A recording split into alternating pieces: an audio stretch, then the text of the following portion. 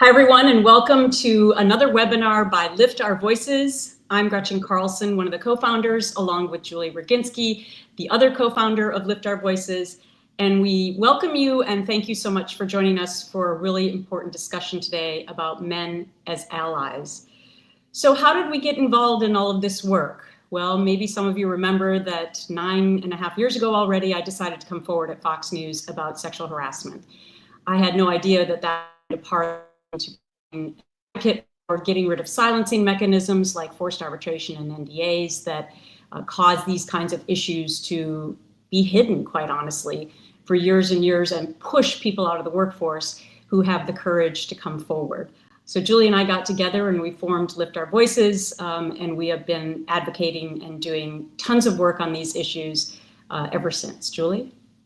Hi, everybody. I'm Julie Roginsky, also one of the co-founders of Lift Our Voices. So wonderful to have you all here. As Gretchen mentioned, she went first, jumped off the cliff at Fox News. I followed suit about 10 months later, and we came together because we understand the pernicious influence that forced arbitration and NDAs and other silencing mechanisms have on people in the workplace. And we are dedicating our lives to making sure that nobody else has to go through what we went through, and we are having tremendous success doing it. So we want to thank everybody for joining us today, and we're excited, so excited to have this talk today with Ted Bunch and Michael Smerconish.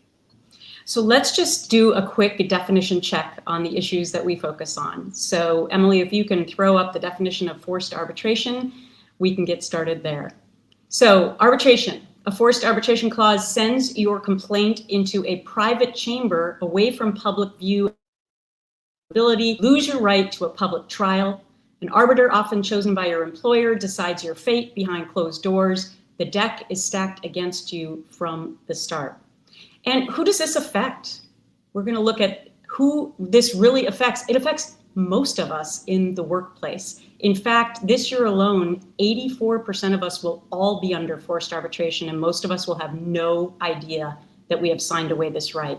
But look at the other stats. It affects mostly people who make minimum wage. 65% of those people are forced into arbitration.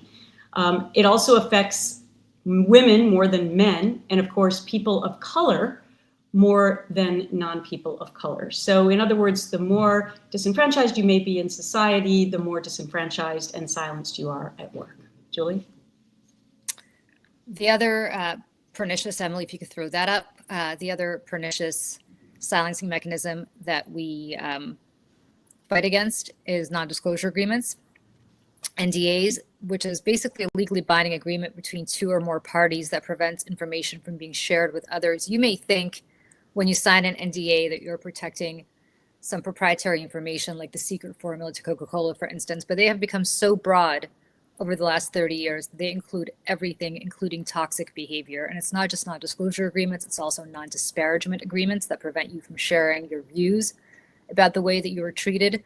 And so more and more, these agreements don't just cover trade secrets and other really proprietary information, but also include all sorts of information that should be able to be discussed. For instance, if you are harassed or discriminated against at work, you should be able to talk to your coworkers or your mother or your father or your husband or your wife or even a priest, a rabbi, or a therapist about this. But increasingly, they have become so expansive over the last 30 years that you're prevented from talking about anything that happens to you at work whatsoever. And those are the kinds of mechanisms that we're fighting against. But we've made so much progress. So let's talk about the two federal laws that we have passed briefly. The Ending Forced Arbitration of Sexual Assault and Sexual Harassment Act, known as the EFAA, signed into law in March 2022.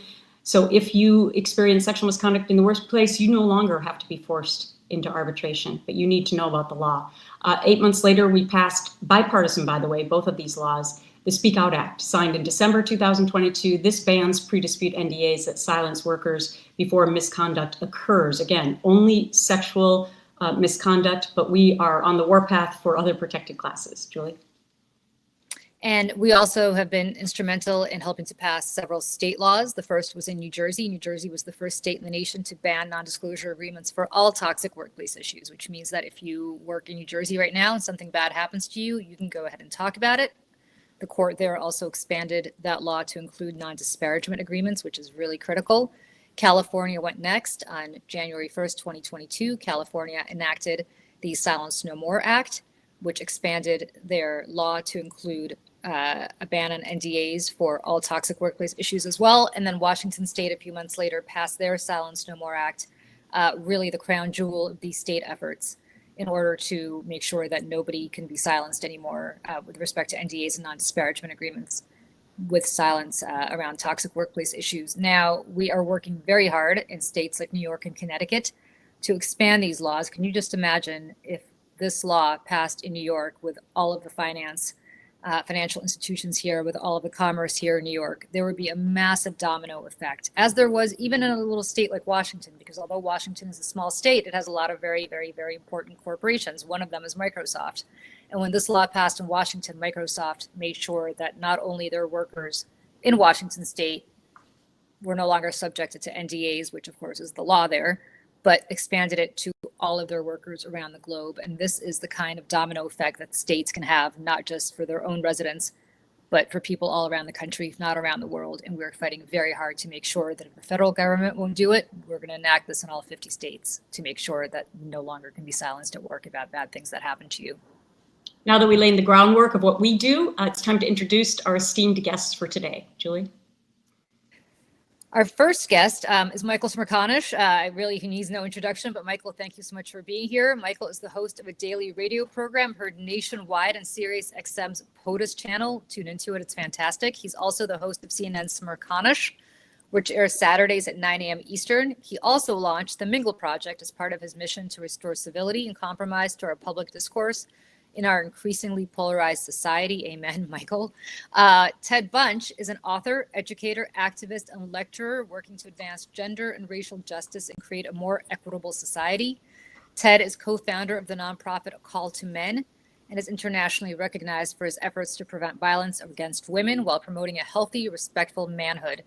He is a leading voice on issues of manhood, male socialization, promoting healthy manhood and masculinity, preventing violence against all women and girls, diversity, equity, and inclusion, and promoting gender and racial equity. And we are so honored to have both Ted and Michael here. Thank you both so much for joining us today. Thank you for having me. Thank you. So Michael, let me start with you. You've talked on your show a lot about men needing to rediscover a sense of code, a standard for integrity and accountability. What do you mean by that? Well, I'm worried about our young men. And by extension, I'm worried about our young women, because I think each needs the other for society to be healthy and to thrive. Whether it's anecdotal information or whether it's the data about education, data about employment, data about mental health spiking, meaning concerns, I think there are a whole host of reasons to be worried that men today are far more rudderless, young men, than they've been in the past. I don't view it, I should say at the outset, as a zero-sum game. I am married to a strong woman, and I am the son of a strong woman, who, by the way, will turn 90 on Saturday, knock on wood. So I know what it's like to be in the company of strong women, and I don't think that one group necessarily doing better in education, doing better in employment, doing better in any of the metrics is at the expense of the other. Having said that, I just think that there's a problem going on with men today, and that it's spilled into the world of political violence, brought on by a number of factors that include the polarization of society, by income inequality that is among us. And I think that it might not be politically correct to talk about what are we going to do for our men, but it's a conversation that is necessary, and by extension to make sure that women remain in a good place. One final thing, because I don't want to get long-winded, but what was an epiphany moment for me was back at the time of the Harris nomination and the Democratic National Convention, when I got a look at the DNC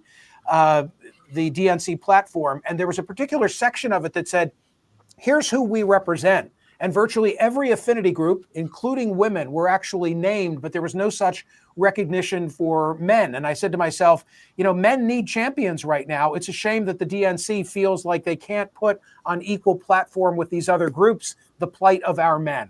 So I guess in simplistic terms, that's where I'm coming from. I think it's such an important conversation, Michael, and I've heard you talk about it many, many times, which is why I wanted you to be on this webinar. With regard to our issues that we described at the top, how do you think workplace silencing through NDAs and forced arbitration undermine that code that you talk about and shape the way that men might show up at work? Well, it probably promotes bad conduct by men, and that's not a good thing. That's not a good thing for men, and it's obviously not a good thing for women. I'm an attorney. I never practiced employment law, but I've always believed that forcing people into arbitration was a terrible thing. And for the chief reason of, I believe in the sunlight that comes from having a day in court and having a jury of your peers, truly a collection of your neighbors in a particular community, sit with public being present if they choose to. Another beef of mine is that we don't permit cameras in all courtrooms, including the Supreme Court of the United States. Don't want to get off on that tangent. Mm-hmm. But I think that keeping people accountable is of critical importance, and there's nothing like a trial, a public trial, for accountability purposes. Thank you for that. Julie? Ted, you've said the way we raise boys defines the kind of men they become. And how does teaching them to equate manhood with dominance, or quote unquote being the protector, fuel the same culture of silence that harms both men and women? I mean, Ted, you've said that a real man is one who stands up for women. I have a 13-year-old boy that I'm trying to raise to be a good man. Gretchen has a young man as a son as well. So for all of us out there who care about young men and boys and making sure that they grow up to be wonderful men who are supportive of women, in addition to obviously being just good human beings. How do you do that? How do you teach them to equate manhood with something positive and not with dominance? Well, thank you for the question, and thank you for the opportunity to be here. And most importantly, happy birthday to Mama Smerconish. Thank you for that, Ted. It's wonderful to hear. 90 years is amazing. I hope she has a wonderful day. So the work of A Call to Men, we're a national organization that focuses on violence prevention, eradicating sexism, and promoting healthy, respectful manhood. And our vision is to create a world where all men and boys are loving and respectful, and all women, girls, and those in the margins are valued and safe. And as I said, we do that through promoting healthy masculinity. So when we look at our boys, we really have to look at the socialization that they're a part of and how we pass things down from one generation to the next. And there's many wonderful things we pass down as men, but there's things that are harmful not only to women, girls, and LGBTQ, trans, and the non-conforming community, but also the men and boys. So when we talk about protector, teaching our boys to be protectors, like that's a wonderful thing to do. I want my sons, I have sons also, and they're adult men now, but I want them to be protectors. And I wanted them to be protectors when they were younger also, protectors of their younger siblings, for example. But not to put the pressure on them to be men when they're still boys, right? So the protection is an important piece. When I talk to high school students, even college students, boys in particular, and I ask them, who, with your parents, who protects, when you think about protection, do you think about your mother or you think about your father? I have to say, more boys say their mother than their father, that they feel who's protected them. So we often equate protection to something men do, where women do it as well, but we don't acknowledge what women do. We're silent about what women do. In the same way, Michael, that you mentioned, and I really appreciate you bringing it up, that that men are feeling left out, right? That there's kind of this default because of entitlements and privileges and patriarchy and male-dominated society. There's a default that's kind of given that, well, men are provided for, men have what they need, those kind of things. But we're at the point now where that's really that men aren't feeling that way. They're feeling marginalized in some ways, right? They're losing things. And they do, I think, from my experience, see it as a zero-sum game. And as you say, it's not. So when we look at the socialization of men and how we pass that down to our boys, we really have to always be inviting men in and not indicting men for being men, or being raised as men, and inviting our boys in as well, and not necessarily calling men out, but calling men in. That's the way to create some sort of a real lasting change, that we're all swimming in the same water. So I think that men are just misinformed in many ways, and it has a lot to do, obviously, with what patriarchy means, what male-dominated society means, and what sexism is, and how that's passed down and kind of embedded into the socialization of our boys. So that's what we see. And we see it online even more so, because there's some very strong and angry voices out there that are blaming women for all the challenges that men have. If there's not economic opportunity, it's because women have the jobs. If it's not romantic opportunity, it's the fault of women. So there's things that we need to unpack with men that are just false. And so I'm happy to be a part of this conversation. Thank you. So Back to you, Michael. We're seeing that epidemic of male loneliness, fewer friendships, more isolation, often a sense that men can't open up or ask for any help. How do we start to rebuild these connections, not just between men, but between men and women in the workplace especially? And how can allyship be a bridge to that kind of community and trust? I guess by starting with what's causing the problem and from where does it spring. I don't solely fault technology, but I largely fault technology. A book that really made an impression on me was Jean Twangy's iGen, written a couple of years ago. In fact, at a time when she was speaking in terms of correlation, not causation.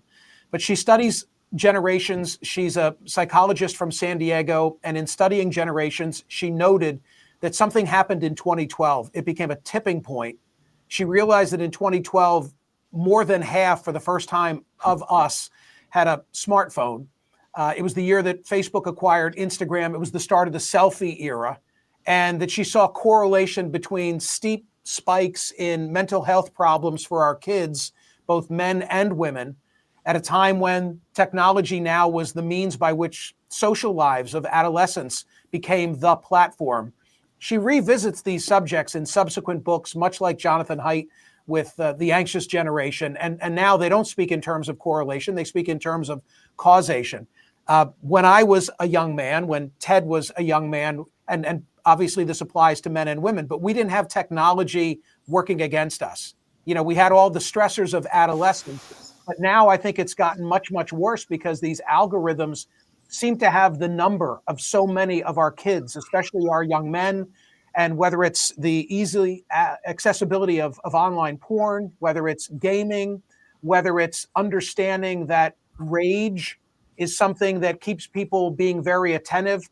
There's a technology, I'm not expert, by the way, I'm just an informed dad. And there's a technology aspect to driving us apart from one another that I think needs to be recognized and dealt with. And Gretchen mentioned, and Julie mentioned, you know, the Mingle project that I'm involved with. It's my sole attempt to reestablish common experience, because I think what we most lack as a society are places where we go, where we are in the company of people who are different than we are by gender, by race, by income, and we lack the common purpose and the sense of we're in this together that comes from that common experience. So that's my solution. My solution is let's figure out how we can engage and be joiners in our communities and establish social capital, as Robert Putnam would say, in a bowling alone mindset, much like our parents. I mean, I look at the way my parents lived their lives when I was younger that I never fully appreciated, but the level of engagement that they had in their communities, I think did a heck of a lot to bring us together as a society. And now we're self-sorting, and technology is making that much easier. It's such a great point. Ted, I also want you to respond to that. What is your solution to the loneliness?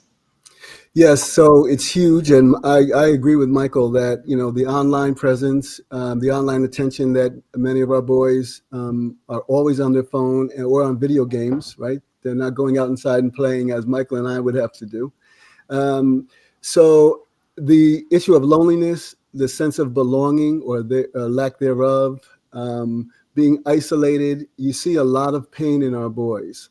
And that pain shows up in many different ways. You see it from school shootings to all these other things that happen. Our boys are in pain and they're not being paid attention to. So the algorithm that was mentioned a moment ago, you know, I think about, there was one of the most popular phrases or terms that young men look at, teen boys in particular, is what is it to be a man? And so these messages come to them through the algorithm that they've now opened up to. And as I mentioned before, there's some strong, charismatic, and aggressive voices that are also very misogynistic voices. And that's what comes in first. And then voices like a call to men or something promoting more caring, respectful manhood, you know, does not get the same attention because the numbers are not the same. So that's what the boys continue to go down this rabbit hole, and they're being taught this version of manhood that's really not balanced. It's not respectful of valuing women or girls or the queer community at all. And it's also one that is full of male dominance. So I have a neighbor whose son kind of went down this rabbit hole a few years back, and he's come out of it. And we call it the manosphere, right? He's come out of it. But one thing that happened during him coming out of that, because once he realized how much he was being monetized by it, once he came out of that, she said something. She said, as difficult as it was for some of his beliefs that he was sharing with us, he did make his bed in the morning. He started looking for a job. So there's something that's resonating. There's something that's positive. There's something that we need to really appreciate with that these boys are being reached. But the message is, and from my view, harmful. So when we look at the algorithm, I think that's something that we really need to hope for influencers who really have a following, who can also become ambassadors for messages such as that of a call to man and other positive messages. Can I throw in that I would echo what Ted has said, and something that concerns me greatly is the origin of relationships. I'll say it this way: I'm a product of an age where there was something called a date, and a date would necessitate that I would go to the phone in the kitchen. It may have been a rotary dial. It may have been a push button. And I would have to push that phone and live in fear that, as I would put it, the old man was going to answer the phone, and I would have to talk my way through him in order to get to her. But there were so many things that were learned, including rejection, in that process. And today it seems like, technology is what gets it done without any kind of the social interaction that preceded the point where you'd even want to have an encounter with somebody. And I don't mean physical. I just mean, to be in the company of someone. And I worry in particular about the influence of pornography creating an expectation in the minds of young men who've not been raised properly, who've not had social interaction, and now, how do I say this, don't treat women with the level of dignity and respect with which they ought to be treated, because all they know is what they saw on a screen that's brought them some completely unrealistic image of the way the world works. That's an additional way, I think, that technology is really influencing in a bad way young minds. That's I think you're absolutely right about that. And to follow up, in terms of bridging divides, Michael, you've interviewed countless leaders across the political spectrum. We were just talking about this before we came on air. And given the bipartisan support behind our mission and behind our wins, the Ending Forced Arbitration Act and the Speak Out Act, what lessons can you share with us about bridging divides in this broader conversation about gender equity and culture? Well, what you've done is amazing. Thank you. It's really a hell of an achievement that in a world where the government, as we speak, is now 3+ weeks into a shutdown, to be able to get anything done with bipartisan support. I think the issues in the conversation that we've had thus far generate universal appeal. I mean, who could be opposed to anything that the four of us are speaking about on the subject of the divide and the self-sorting and the need to reestablish common experience? I speak extensively all across the country. In addition to the radio and television responsibilities, Gretchen was very kind in being a guest of mine on one of my Mingle Project videos on YouTube, which are solely intended to try and have the conversation about putting us back as a society. That's really not a direct answer to your question. I guess what I would say is, I think if you can get to the right people, they'll understand this is one of those issues where we can all work together and doesn't have to be subject to the far left, far right divide as everything else. This is common ground. Appreciate that, Michael. And it was so true when we went to meet with legislators. You never knew who you were going to get, right? So I think another big lesson is, and I talked about this with you on your Mingle show, is that you can't just automatically assume that people on the right or people on the left are going to be opposed to what you're talking about. You have to welcome them in and see where they are. And in many cases, I found people who were supporters that I would have never guessed would have been supporters of our issues. So it's really just about coming together and having conversation and trying to bridge that gap originally back to your old-fashioned way, which actually works. So Ted, you often say that the man box traps men as much as it traps women. how can breaking that box, challenging the kind of old definitions that we grew up with, help men find purpose, connection, and courage to speak out when they see wrongdoing, especially in the workplace? Because I know we have some questions already in the chat about what can men do as bystanders. What do you think? So the man box is all those things that you would think it is that are inside the man box, and not asking for help, being dominant, being aggressive, always being in control, being dominant, especially over women in your lives, being successful, being a protector, being a provider. Some very good things in the man box, but there's things that are also harmful, as I had mentioned before. So when we talk about the workplace, one of the things when you had the courage to take the legal stance that you did, Gretchen, a few years back, and then when Me Too emerged as a national conversation, it was very interesting to me because I'm doing work around, we've always been at a Carlson Man work in the space of sexual harassment in the workplace, knowing that the workplace is a microcosm of our greater society. So men come into the workplace as the men they've been taught to be. So, really, addressing that, and what became clear to me in those moments, why there was men were back on their heels, just general men, good guys who are not sexually harassing people in the workplace, but we were all kind of back on our heels because, from my perspective, we knew as men that we've been a part of this problem in one way or another, that our socialization is and has been, you have to objectify women to pass the test around manhood in a society that doesn't value women and sees women as sexual objects, right? And if you don't, other men are really ridiculing you because you're outside of the man box. If you're not objectifying women, they're ridiculing you and calling you names that push you back into the man box, because that man box, the glue that keeps that man box together is homophobia, right? It doesn't exist without homophobia. So it was really interesting to me way back then, as I'm talking to corporate spaces and so forth, that men were back on their heels because we know on some level we've all been a part of it in one way or another as boys or as adults or even in the workplace. So the things that we can do in the workplace to be partners is to really be aware of that, to advocate for equal opportunity for women, to advocate for equal pay for women, to understand that there's entitlements and privileges that are just silent, where, we have AI that takes recordings for us in meetings now, but, not too many years ago, if men were in a meeting with their peers and women were their peers and somebody needs to take notes, very few men who are raising their hand to take the notes. They're expecting that the woman's going to take the note, right? Those kinds of things, that the coffee needs to be there, and they're expecting that, a woman's going to take care of that in one way or another. So it really is understanding that our culture, that our entitlements, that we do, our default setting is men in any male-dominant society. That's what it is. That's what the default setting is. So we often then blame women for the things that men do.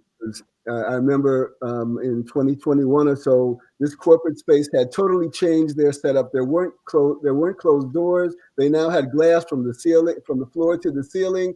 I had good men who were never, well-meaning men, I should say. I don't want to say good or bad, but well-meaning men in the workplace, again, who have never sexually been inappropriate in the workplace, but who were saying, I'm not going to close my door. I'm not going to close my door if a woman's in my office, as if when the door was closed, women were the problem, right? When the door was closed, it wasn't women who were the problem. So those are the lenses we see things through. So we have to understand that's kind of how we see things as men, and we need to be aware of that. I want to ask a question that comes to us in the chat from Keith Renner Brennan, who we have spoken to before. And Renner asks, as a male survivor of corporate sexual harassment and assault by an SVP, both myself as well as my direct report, how can men like me be part of an allyship, not just as bystanders, but as voices for change? I lost my job as a result of reporting it. And I just want to say that this is a constant refrain we get, mostly from women, but also over the course of the last 6 years or 5 years that we've been running Lift Our Voices, from men as well. When you do the right thing and you stand up for others as well as for yourself, you sometimes are the person who gets penalized. Yeah. So I'll start with you, Michael. How can men be a voice for change to ensure that this doesn't happen and continue to happen?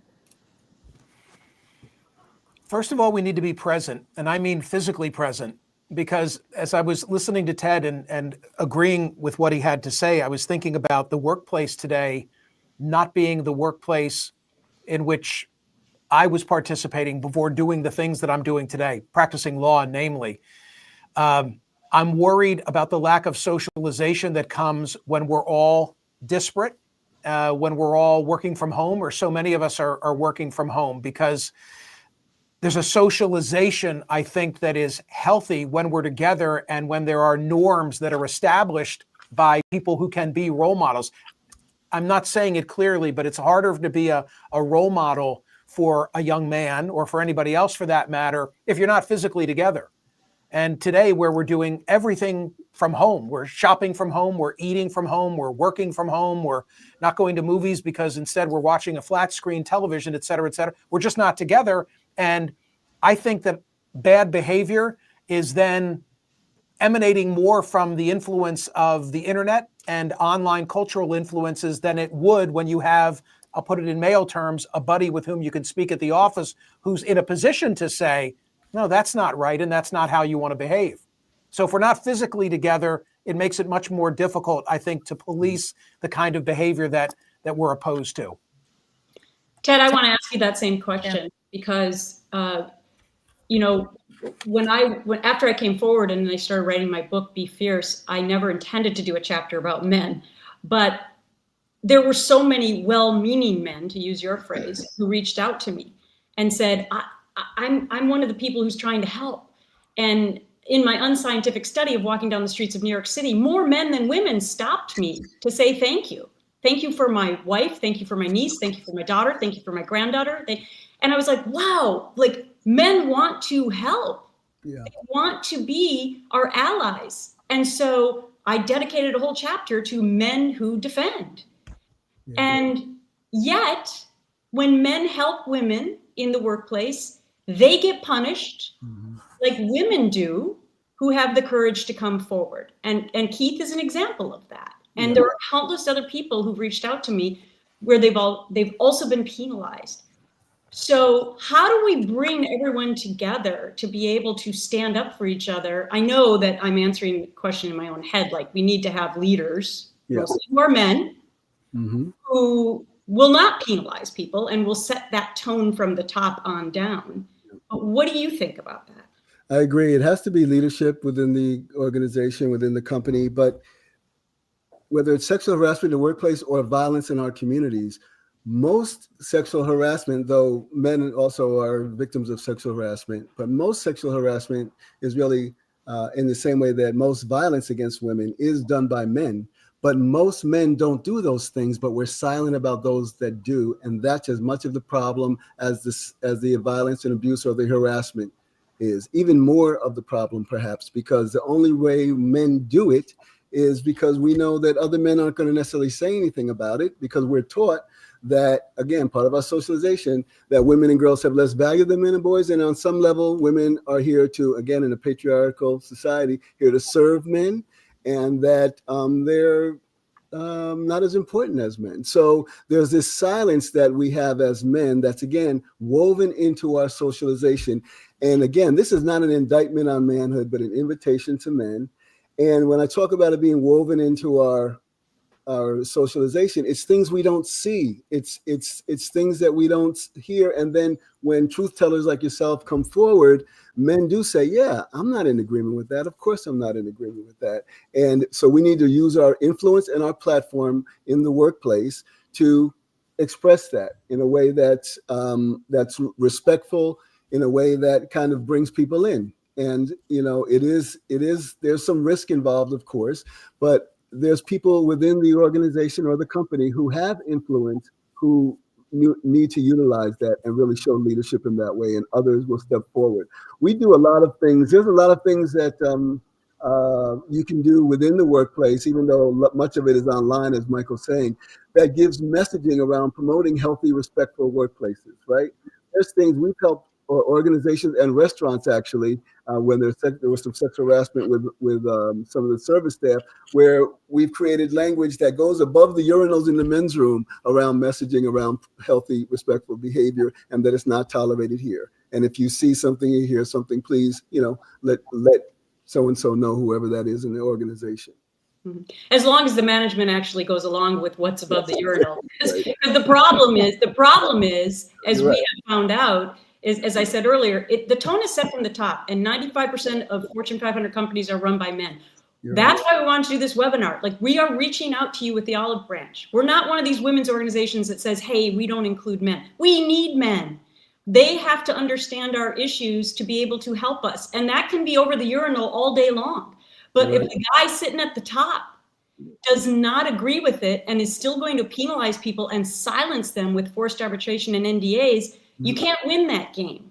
And so this is why we attack this from so many different angles. We pass laws, we educate, we try to bring together groups like we're doing today. I mean, the biggest thing is changing the hearts and minds of leaders to get rid of these cultural stereotypes where we penalize people who have the courage to come forward. Okay, off my soapbox. Julie. That's good.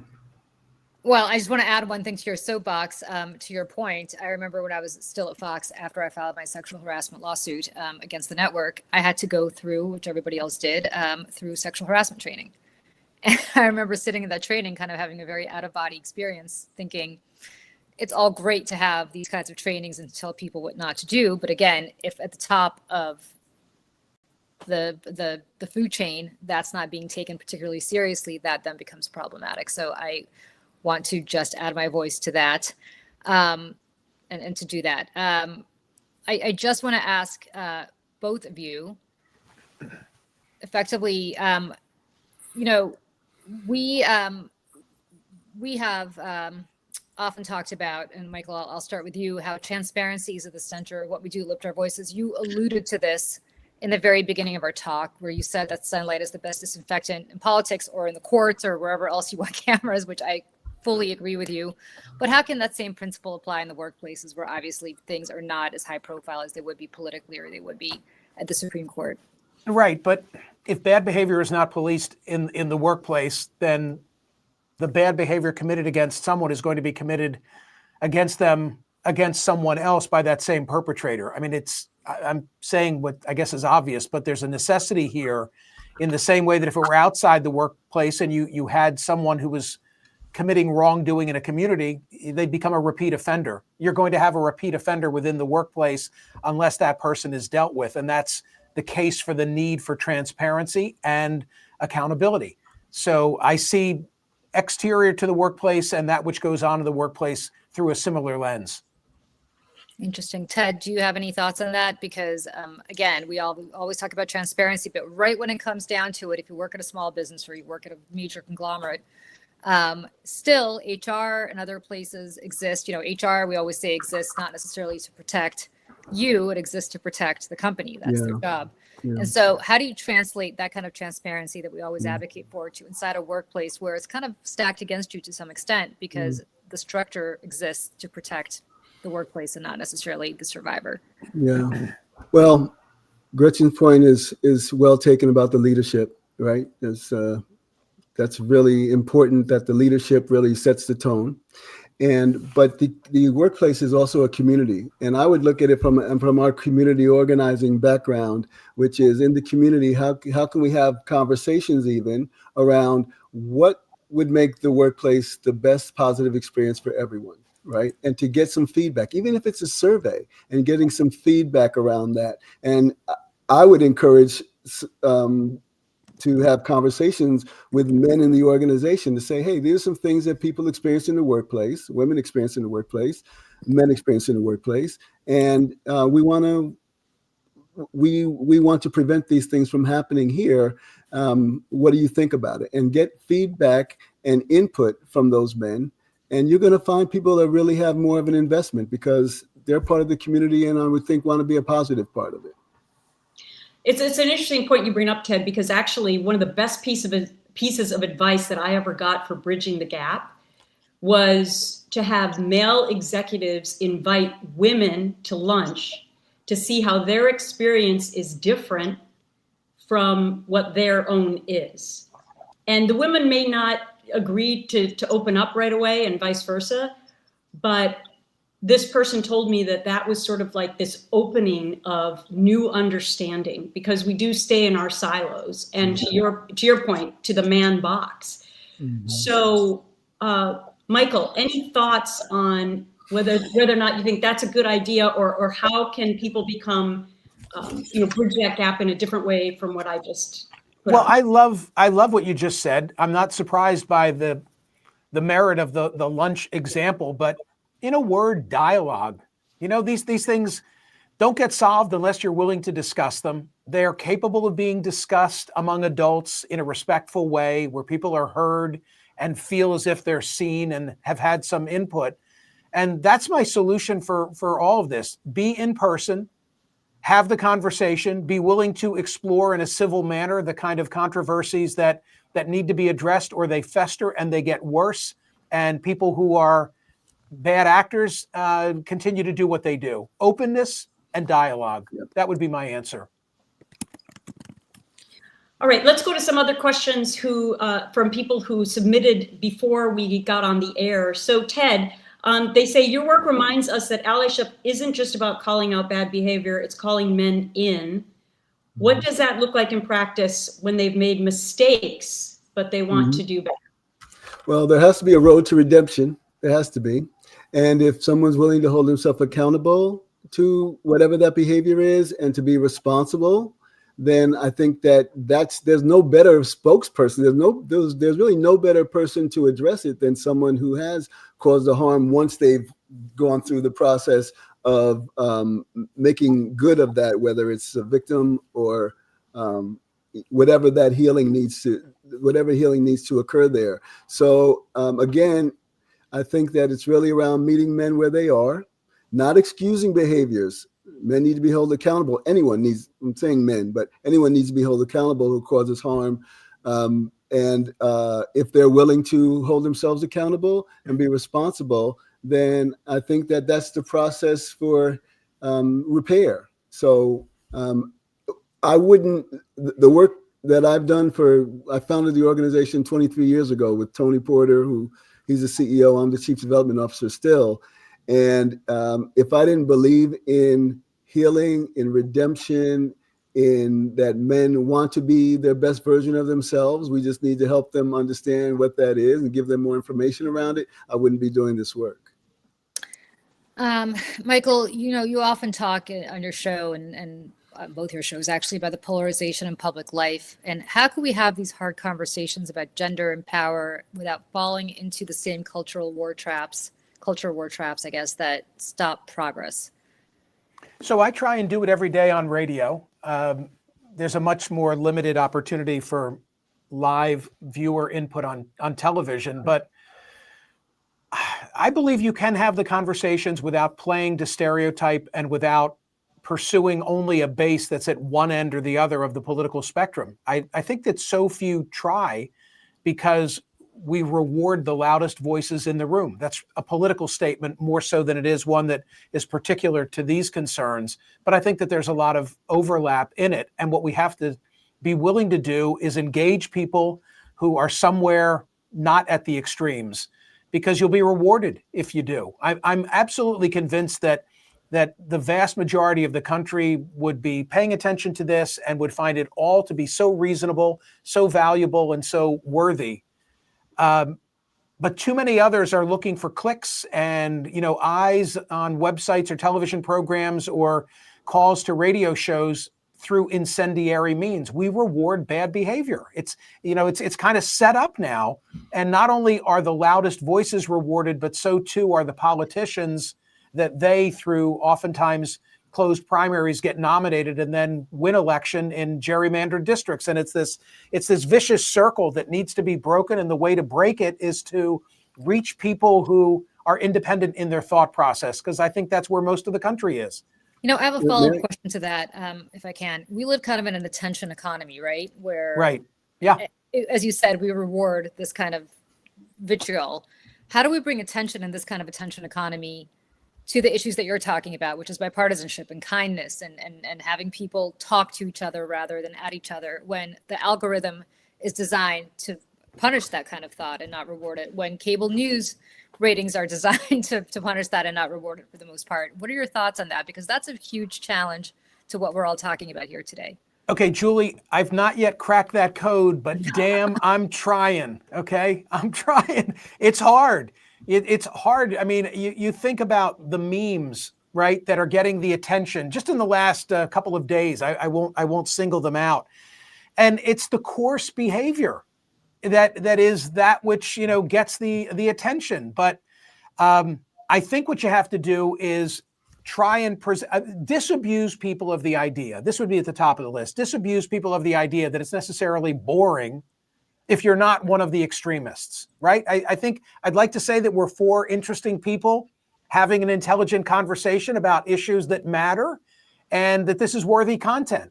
I think too many programmers believe, well, you've got to be one or the other, or we're not putting you on television or providing you with a microphone.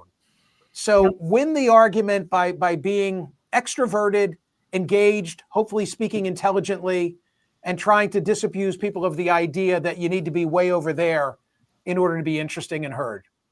Totally agree with you, Michael. Totally agree with you. And by the way, I think it's more interesting when you're down the middle and want to bring people together, because when you're on television then and doing analysis, people don't know what you're going to say. Mm-hmm. And that's actually why they want to watch TV.